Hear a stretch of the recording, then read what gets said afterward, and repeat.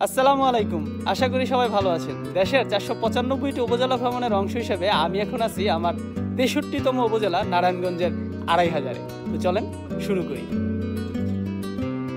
নারায়ণগঞ্জের একেবারে উত্তর পূর্ব দিকে নরসিংদী জেলার পাশে একটি বিশাল উপজেলা হচ্ছে ২৫০০। মেঘনা নদীর তীরবর্তী এই উপজেলাটির রয়েছে ঐতিহাসিক গুরুত্ব, যা এর নামকরণ থেকেই স্পষ্ট হয়।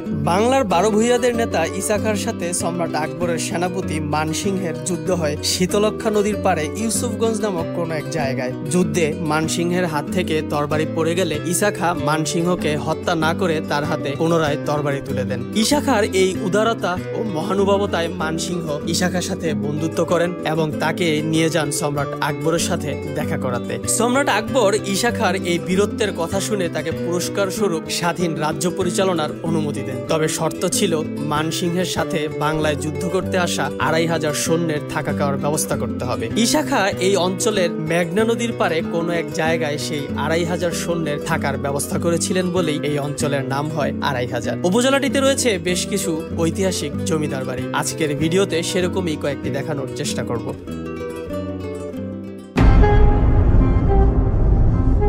আমি এখন আছি ২৫০০ উপজেলার মেঘনা নদীর পারে বিষ্ণুন্দী ফেরিঘাটে। গতকাল রাতে ছিলাম ২৫০০-এর গোপালদীতে। ভোরবেলা ঘুম থেকে উঠেই সূর্যোদয় দেখতে চলে আসলাম উপজেলার একেবারে পূর্ব প্রান্তে মেঘনা নদীর পারে। এটি ২৫০০ উপজেলার গোপালদী পৌরসভার অন্তর্গত বিষ্ণুন্দী ফেরিঘাট। সকালবেলা নদীর পাড়ে দাঁড়িয়ে সূর্যোদয় দেখার ফিলটাই অন্যরকম। নদীর পাড়ের একটা অদ্ভুত ব্যাপার আছে। আপনি যদি গরমের সময় আসেন তাহলে দেখবেন ঠান্ডা লাগছে, আর যদি আমার মতো এরকম শীতের সকালে চলে আসেন তাহলে দেখবেন একটু উষ্ণতা অনুভব করছেন। আর এই মেঘনা নদীর ঠিক ওই পারেই কিন্তু ব্রাহ্মণবাড়িয়ার বাঞ্ছারামপুর উপজেলা।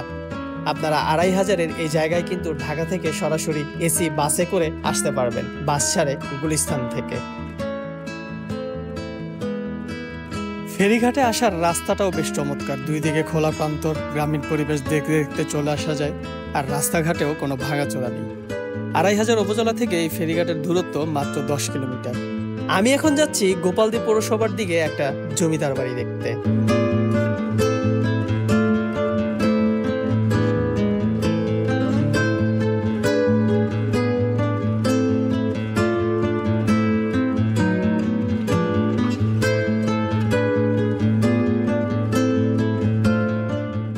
আমার পিছনে যে ধ্বংসস্তূপটি দেখতে পাচ্ছেন, এটি আসলে কোনো ধ্বংসস্তূপ নয়। এটি ছিল আজ থেকে প্রায় ১৫০ বছর আগে একটি জমিদার বাড়ি। বিষ্ণুন্দী ফেরিঘাট থেকে আমি এখন চলে আসছি এই ২৫০০-এর সবচেয়ে বিখ্যাত গোপালদী জমিদার বাড়িতে। তবে এই গোপালদী এলাকার সদাসদি গ্রামে অবস্থিত বলে এটি সদাসদি জমিদার বাড়ি নামে স্থানীয়দের কাছে পরিচিত। সদস্যদি গ্রামের যে মেইন রোড, সেই মেইন রোড থেকে জমিদার বাড়িতে আসার জন্য খুব ভালো রাস্তা নেই। মেইন রোড থেকে আমি এখন এই ছোট একটা মাটির পথ ধরে জঙ্গলের পাশ দিয়ে হচ্ছে জমিদার বাড়িটার সামনের দিকে যাব। এই জমিদার বাড়ির সামনের দিকে যাওয়ার জন্য কিন্তু কোনো রাস্তা নেই, আপনার পিছন দিক থেকে ঘুরে এই রাস্তাটা দিয়ে হচ্ছে সামনের দিকে যেতে হয়। বাড়িটির পিছনের অংশটি পুরোপুরি ধ্বংসপ্রাপ্ত হলেও আমি এখন বাড়িটির সামনের দিক দিয়ে প্রবেশ করতেছি।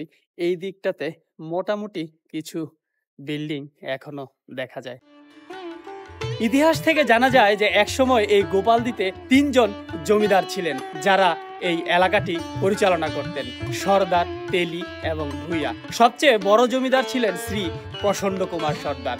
আর আমি এখন যে বাড়িটিতে, সেটি হচ্ছে সেই সর্দার বাড়ি। এই সর্দার বংশেরই সন্তান ছিলেন গোপালচন্দ্র সরকার, যার নামানুসারেই এই অঞ্চলের নাম হয় গোপালদী। এই জমিদার বাড়িটি নির্মিত হয়েছিল বাংলা ১৩২৩ সালে, আজ থেকে প্রায় ১৫০ বছর আগে।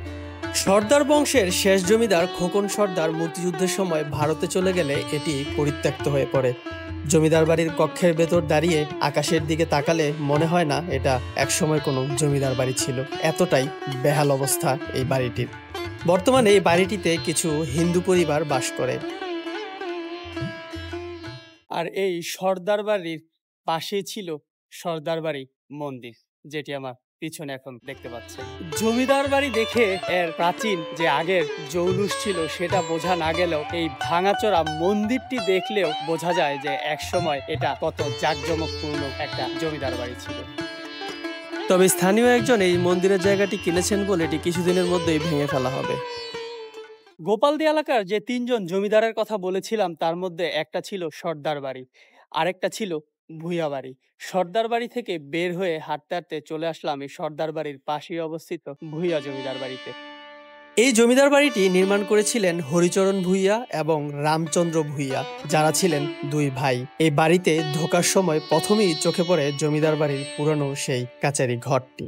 লোহার বিম দিয়ে তৈরি কাচারি ঘরের দরজাগুলো এখনো ঠিক আগের মতোই আছে। যদিও একটি হিন্দু পরিবার এই ঘরটিতে বাস করছে, তবুও এর কোনো পরিবর্তন এখানে দেখা যায়নি। এখানের প্রত্যেকটি দরজার উপরে রয়েছে লোহার কারুকার্য।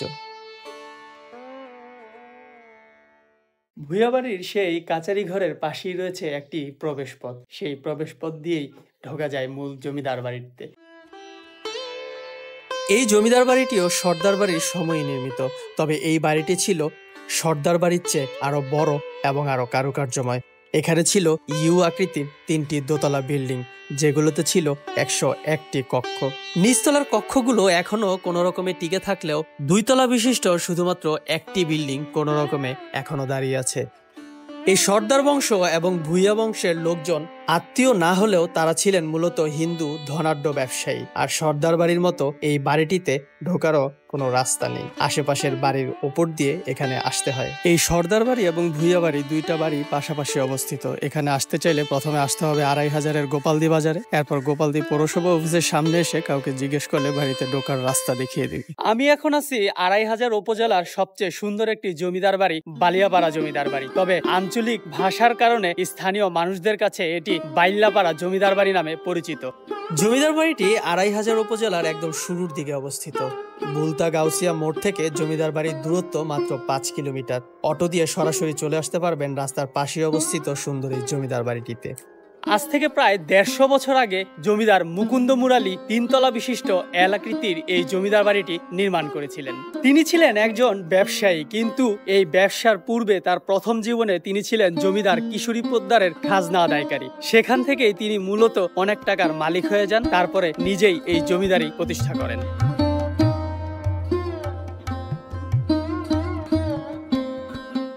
বাড়িটি যদিও ধ্বংসপ্রাপ্ত, তারপরেও 2 তলা 3 তলায় কিন্তু চাইলে উঠা যায়। আমি এখন দোতলায় উঠতেছি, তারপরে সিঁড়ি দিয়ে আবার 3 তলায় উঠবো। তবে সিঁড়িগুলো অনেক উঁচু উঁচু, মানে খাঁটি বাংলা ভাষায় যেটাকে বলে খাড়া খাড়া। প্রথম তলার যে সিঁড়িটা ওইটা দিয়ে উঠে গেলাম হচ্ছে 2য় তলায়। এখানে অনেকগুলা রুমই দেখা যাচ্ছে, তবে সবগুলাই কিন্তু হচ্ছে ধ্বংসপ্রাপ্ত। ইটের পলস্তরা সব খুলে খুলে পড়ে গেছে, হয়তো আর কিছুদিনের মধ্যেই এটা ভেঙে পড়বে। অথচ সরকারিভাবে যদি এটা সংরক্ষণের ব্যবস্থা করা যেত তাহলে কিন্তু খুব সুন্দর একটা ঘোরার জায়গা হতে পারতো, কারণ বাড়িটা একদম রাস্তার পাশে। আর যোগাযোগ ব্যবস্থা যেহেতু ভালো, তাই মানুষজন এখানে সহজেই আসতে পারতো। কিন্তু মনে রাখতে হবে এটা বাংলাদেশ। 2 তলা থেকে আমার ঠিক পিছনের এই সিঁড়িটা দিয়ে আমি চলে আসলাম এখন 2 তলার ছাদের উপরে। এই পাশটাতেই হচ্ছে 2 তলার উপরের 3য় তলাটা। এটি কিন্তু এল শেপের এক পাশে করা, এই পাশে কিন্তু আর কোনো ছাদ নেই। মূলত 2 তলার উপরে চিলে কোঠার মতো করে 3য় তলার একটা অংশে শুধু একটা ঘর করা হয়েছিল, আর সামনে পুরোটাই ছিল ফাঁকা। একবার ভাবেন পূর্ণিমার রাতে এখানে বসে চাঁদনি দেখছেন। এখন যদিও এই ভাবনা ভয়ঙ্কর, কিন্তু যখন বাড়িটি বানানো হয় তখন কিন্তু জমিদার এইভাবেই হয়তো পূর্ণিমা উপভোগ করতেন। এখানে দাঁড়িয়ে নিচেও বেশ ভালোই দেখা যায়। সংস্কার করা হলে এই অংশটা হয়তো এই বাড়ির সবচেয়ে সুন্দর অংশ হতে পারত। এল শেপের এই বাড়িটি 3 তলা হলেও সামনের দিক থেকে দেখলে মনে হবে বাড়িটি 2য় তলা। তবে বাড়িটি যে 3 তলা এটি বুঝতে হলে আপনাকে আসতে হবে বাড়িটির পিছনের দিকে। জমিদার বাড়িটির পিছনে রয়েছে একটি মন্দির, যেটি এখন পুরোপুরি ভগ্নদশা। পানির ব্যবস্থার জন্য এই জমিদার বাড়িটির পিছনের দিকে একটি কূপও ছিল। এক সময় এই পুরো বাড়িটি ছিল বিশাল প্রাচীর দিয়ে ঘেরা, আর আমার পিছনের ঠিক এই জায়গাটাই ছিল এই জমিদার বাড়ির মূল গেট, যেটি দিয়ে প্রবেশ করার পরেই আসলে এই 2টা বিল্ডিং বা এল শেপের সেই বাকিটুকু দেখা যেত। ভারত ভাগের পর এই জমিদার মুকুন্দ মুরালি চলে যান ভারতে, কিন্তু রেখে যান তার এই বাড়িটি, কারণ তার একমাত্র মেয়েকে তিনি বিয়ে দিয়েছিলেন এই নারায়ণগঞ্জে। তাই এই বাড়িটি তিনি বিক্রি করেননি, এছাড়া সকল সম্পত্তি তিনি বিক্রি করে দিয়েছিলেন। বালিয়াপাড়া জমিদার বাড়ি দেখা শেষ করে আমার পরবর্তী গন্তব্য হবে এই 2500 উপজেলার আরেকটি সুন্দর জমিদার বাড়ির দিকে।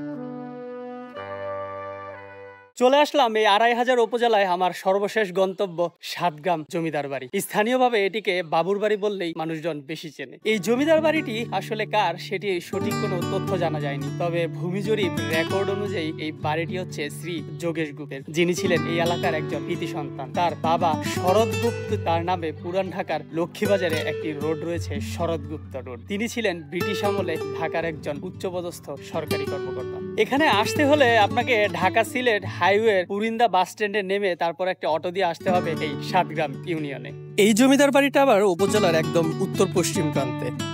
আর এই জমিদার বাড়িটির পাশেই এই সাতগ্রাম ইউনিয়নের একটি হসপিটাল রয়েছে। পুরো জমিদার বাড়িটি ছিল একসময় প্রাচীর ঘেরা, আর সেই জমিদার বাড়িতে প্রবেশের জন্য রয়েছিল একটি গেট। গেটের উপরে লেখা ছিল মনোরমা বাস। যদিও গেটটির কোন রকম টিকে আছে, কিন্তু মনোরমা বাস কথাটি আসলে ক্ষয় হয়ে গেছে। অত্যন্ত সুন্দর এই জমিদার বাড়িটির দ্বিতীয় তলার বারান্দায় রয়েছে অত্যন্ত সুন্দর একটি রেলিং, যদিও সেটি কিছুদিন পরেই হয়তো একদম নিশ্চিহ্ন হয়ে যাবে। জমিদার বাড়িটির ঠিক পাশেই রয়েছে একটি পুকুর, যেটিতে শান বাঁধানো দুইটি ঘাটও রয়েছে। জমিদার বাড়িটিতে বর্তমানে কেউই বসবাস করছেন না, পুরোপুরি পরিত্যক্ত একটি বাড়ি।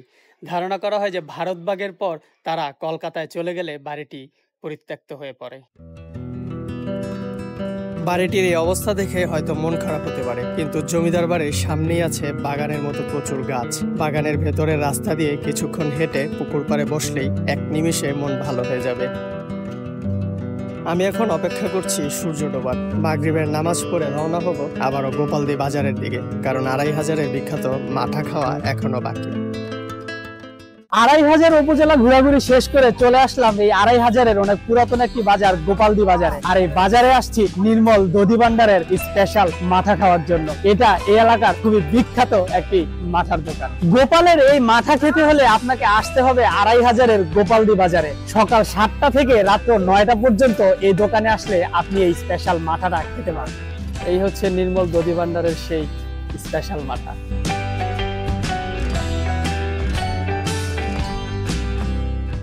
টেস্ট হচ্ছে অসাধারণ, মানে একদম খাঁটি দুধের যে টেস্ট, এটা হচ্ছে এই মাঠাতে পাওয়া যায়। এখানে আসলে আপনি এক গ্লাস হাতে নিয়ে কখন যে শেষ করে ফেলবেন টেরও পাবেন না। আমি যেমন মাত্রই এক গ্লাস শেষ করলাম, আবার হচ্ছে আরেক গ্লাস নিলাম, মানে জিনিসটা এতই ভালো। এটা ভালো লাগার আরেকটা কারণ হচ্ছে একদম পুরোপুরি মিষ্টি না, হালকা একটু টক ভাব আছে, এই জন্য সবচেয়ে বেশি ভালো লাগে। আর এটার গ্লাস হচ্ছে 40 টাকা করে, আর লিটার হচ্ছে 180 টাকা। আমি মুন্সিগঞ্জের বিখ্যাত আলদি বাজারের মাঠাও খেয়েছিলাম, কিন্তু আমার কাছে মনে হচ্ছে এই আলদি বাজারের মাঠা থেকে এই নির্মলের মাঠাটা একটু বেশি গাঢ়। ইনি হচ্ছেন গোপাল ঘোষ, এই নির্মল দধি ভান্ডারের মালিক। চাচা, শুরু করলেন কবে এই দোকান? এটা 25-26 বছর ধরে, কিন্তু এই মাঠাটা চালু হয়েছে 3 বছর যাবত। আগে বেচতাম সাদা মাঠা, ওই কম দামের আর কি। আর এই উন্নত মানের যে মাঠাটা, এটা আজকে 3 বছর যাবত চালু হয়েছে। আমি সম্পূর্ণ কাজ নিজে হাতে করি, নিজে করি। মাঠার জন্য বিখ্যাত হলেও এখানে কিন্তু দইও পাওয়া যায়। অবশ্য এখানকার দই আমার কাছে এত আহামরি লাগেনি। সরা দইগুলো 300 টাকায় বিক্রি হয়, আমি নিলাম একটা কাপ দই। আর এই নির্মল দধি ভান্ডারের দই খেতে খেতে আমি আমার ২৫০০ উপজেলার ভিডিওটা শেষ করতেছি। যারা এখন আমার চ্যানেলটি সাবস্ক্রাইব করেন নাই, দয়া করে প্লিজ চ্যানেলটি সাবস্ক্রাইব করে দিবেন। সবাই ভালো থাকবেন। আসসালামু আলাইকুম।